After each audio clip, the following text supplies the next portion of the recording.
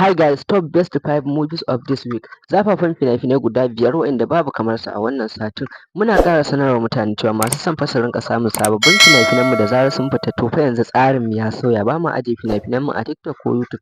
Muna kawo talla ne kawai da ɗan short wanda mutum zai fahimci yadda tsarin yake. Muna ajiye lambar wayar mu ne akan duk wani bidiyo da muke kawo. So that duk mai buƙatar bidiyon mu yanzu zai ɗauka lambar wayar mu ne sai ya bibiye mu domin jin ƙarin bayani. Mu je zuwa guys. Kamar yadda na gaya muku top best 5 movies of this week you never seen before. Fina-finai ne masu matuƙar kyau wanda za ku ji daɗin su. Duka waɗannan sababbin fina-finai ne wanda suka fita a wannan satin. Don haka duk mai buƙatar yin kasuwanci da mu da kuma son samun fina-finai masu matuƙar kyau ya bibiye mu ta lambar wayar mu wacce muka ajiye akan wannan bidiyo. Muna da tsari na musamman yanzu wanda a ciki muke saka duk wasu sababbin fina-finan mu ingantattu da zarar sun fita. To me kake jira guys? Akwai akwai lambar waya na akan wannan bidiyo sai ka ɗauka domin ka bibiye mu kuma ka ji ƙarin bayani akai. Mun gode.